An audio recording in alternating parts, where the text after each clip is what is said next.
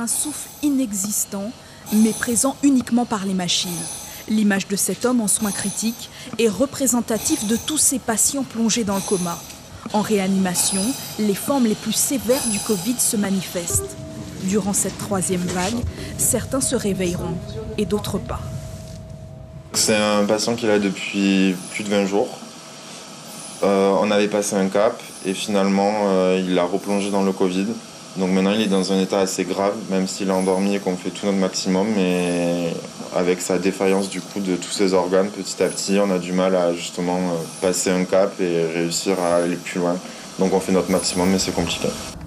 Derrière les vitres feutrées des chambres de réanimation, c'est un combat de chaque instant pour les équipes médicales. Chaque soin, chaque geste est un combat pour la vie. Quelques mètres plus loin, une famille se prépare pour un ultime adieu. Une femme de 40 ans, sans aucune pathologie, est décédée dans le service durant la nuit. Adrien, malgré la fatigue, mobilise toute son énergie au chevet de ce patient, lui aussi gravement atteint. Il est venu de Lyon pour renforcer les équipes du CHOG.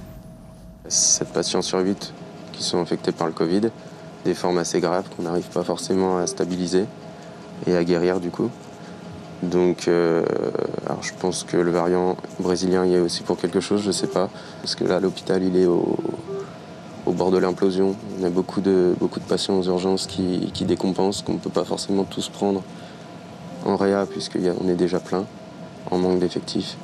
Donc je pense qu'il faut vraiment qu'on fasse tous très attention. Un service où la vie et la mort se côtoient, où le seuil entre les deux est parfois si mince, si fragile. Pas l'ombre d'un relâchement pour le personnel soignant en sous-effectif. Ils font beaucoup d'heures supplémentaires pour compenser le manque de personnel.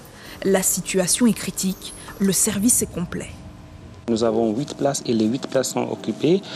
Et aussi par un problème de personnel médical, on n'a pas beaucoup de médecins qui travaillent, et un problème de personnel paramédical, les infirmiers et les aides-soignants. Et cette situation, on la vit depuis plus d'un mois. Nous sommes en train de dévassaner des patients sur la métropole.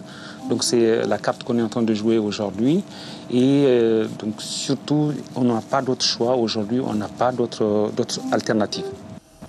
Aucun de ces patients admis en réanimation n'est vacciné. Malgré la mobilisation sans relâche du personnel, la maladie s'accompagne de son lot de guérisons ou de trajectoires cruelles qui se répètent depuis presque 18 mois.